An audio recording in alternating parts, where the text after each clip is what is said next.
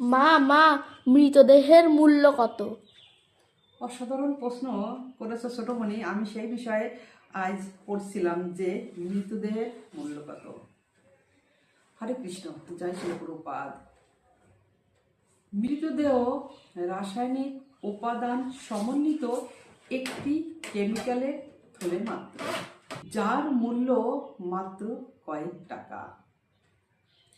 একবার এক বিজ্ঞানী একটি মৃতদেহের সমস্ত রাসায়নিক উপাদানগুলো, যেমন oxygen, hydrogen, nitrogen, phosphorus, carbon, magnesium, calcium, sulphur, sodium ইত্যাদি, যে পঞ্চ মহাভূত যে শরীর দিয়ে আমাদের গঠিত, এই উপাদানগুলো আলাদা করে বাজার মূল্য নির্ধারণ করে একটি রিপোর্ট করেছিলেন।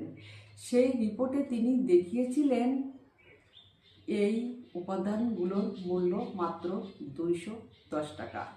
হয়তো 5-10 বছর আগের কথা, কিন্তু এখন তার দাম নির্ধারণ করলে হয়তো হবে 1000 বা 2000 টাকা। অথচ একবার ভাবুন তো, এই জীবিত মানুষের শরীরের প্রতিটা অঙ্গ প্রত্যঙ্গের দাম লাখ লাখ টাকা নয়, কোটি কোটি টাকা।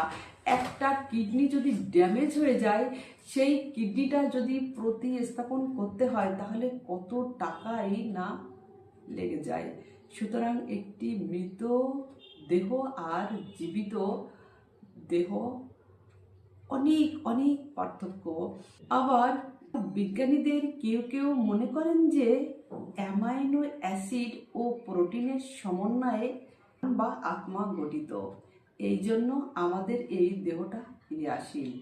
যদি অ্যামাইনো অ্যাসিড ও প্রোটিনের সমন্বয়ে আত্মা গঠিত হতো, তাহলে অ্যামাইনো অ্যাসিড আর প্রোটিন দিয়ে তো একটি মৃত দেহের ভিতর প্রবেশ করিয়ে সেই মৃত দেহকে জীবিত করা যেত বা প্রাণ ফেরানো যেত। অথবা অ্যামাইনো অ্যাসিড আর প্রোটিন সমন্বয় ঘটিয়ে শত শত জীবন সৃষ্টি করা যেত।